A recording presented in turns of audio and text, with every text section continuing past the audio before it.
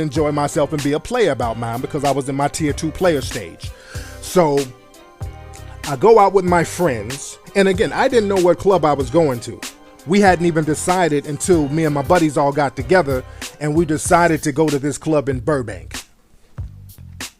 I forgot the name of the club. It was a real nice club in Burbank. And the women were cooperative, and I'm all fly. I'm dressed fly, got on the linen, got on the gaiters, the jewels, the fresh cut with the goatee all trimmed right, got on the curved cologne smelling fly. Nigga got the cocoa butter on the knuckles are all smooth, no ash.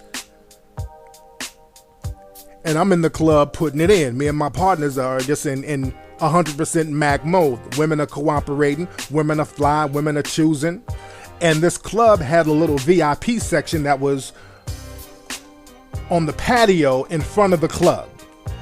Had a smoking VIP section. And that's where I like to work the little VIP section because you can spit game with not too much music in your ear. They have little tables and chairs out there so you can spit some nice hot fire up in the female's ear. So anyway, I'm on the patio talking to a couple of breezies, spitting that hot fire. I'm feeling myself. They're feeling me. They're telling me how fly I am. I'm agreeing with them. And you know how sometimes when music is loud in the back, you think you hear your name, and I'm thinking I hear somebody calling my name, but my ego is telling me it's probably my subconscious mind telling me how fly I am, so I'm not even tripping about it. I keep thinking I'm hearing somebody call my name. So I'm talking to this girl, and she's like, wait a minute, excuse me, Tariq, do you know that girl in that car over there? So I look over, kind of out the side of my eye. I don't look all the way over. And it's my main chick parked outside of the club, looking in the VIP, calling my name. And I'm thinking, how in the hell did she find me here? Nobody knew I was coming here.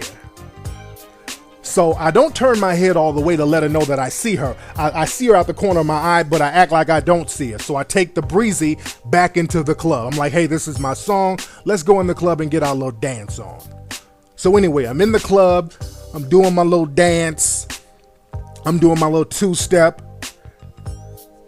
And while I'm getting my little groove on, I'm thinking, how in the hell did she find me at this club? Nobody knew I was coming here.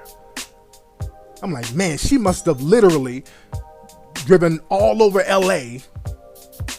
And this was a Friday night, so there's a dozen clubs, a couple of dozen clubs popping off. So she must have really driven all over town trying to see what club I'm in. But I'm like, how did she find me here? How did she know I was in here? Light bulb went off. She must have driven until she saw my car. And in my mind, I'm like, okay, I'll just deal with it when the club is over. But then another thing hit me. I'm like, okay, if she saw my car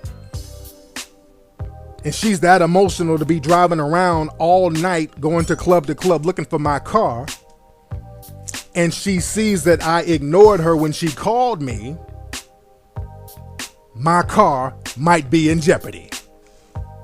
Now, every player knows this. Every tier 2 player knows what's going on next, because you are not a player until your car has been vandalized. Having your car vandalized by a female, that's a player's rite of passage. Until you have had your car vandalized by a female, you are not yet a tier 2 player. That's mandatory. That's a rite of passage for any player. All my players out there know exactly what I'm talking about. You've had some woman scratch your car up, key your car up, lipstick your car up, do something. So now I'm like, okay, this woman, I know she has done something to my ride. So anyway, we leave the club. Me and my partners, we leave the club. So I go to where the car is parked. It's parked in an open parking lot, which was a mistake. So I go to my car. I see the back. The back is fine. The side is fine. But the windshield, there's something going on with the windshield. But it's not broken, but there's something going on with the windshield. So I go around to the windshield to look at the front of it. There's some type of substance smeared all over the windshield.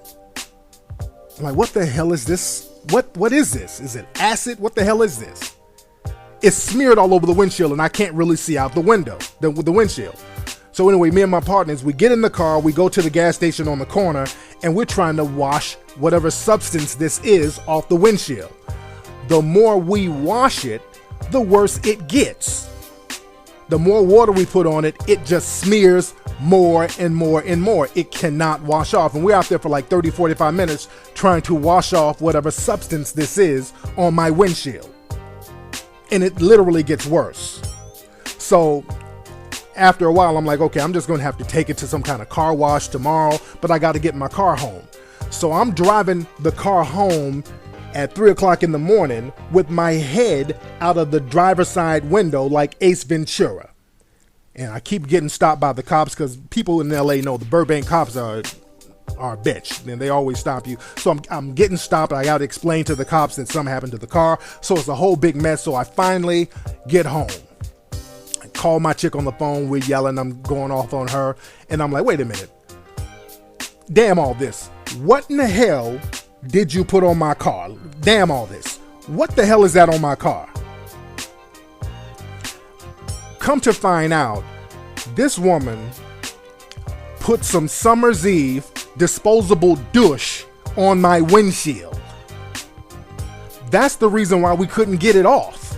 Because you can't really wash douche off like that. If you mix douche with water, it stays, it just smears. So it took about a week for that stuff to wear off my windshield. I'm like, what made you think to put a goddamn douche on my windshield? And we couldn't do nothing but laugh at the end of it. It was funny to me. But that just goes to show how creative some of these women can get with vandalizing your shit. So that's why players, when you're in your tier 2 player stage, you always have to put your car up in a secure location, because that's the number one way that women can find out your whereabouts, by locating your car. So always pay that extra $5 or $10 to park in a parking lot somewhere off in the cut that your car can't be easily found, somewhere that a woman can't go up in unless they're paying or something, where there are security guards. Also, they have security and people and cameras watching your car, so your car will be a little safe. Spend that little $5 or $10. Because again, women will vandalize your shit. All my true players know that. Got it? Anyway, people, that's been today's episode of the Mack Lessons Radio Show. Hope everybody enjoyed the game today. Don't forget, go to MackLessons.com. Go to MackLessonsRadio.com. Add me on Facebook and Twitter. Twitter.com/Tariq Nasheed.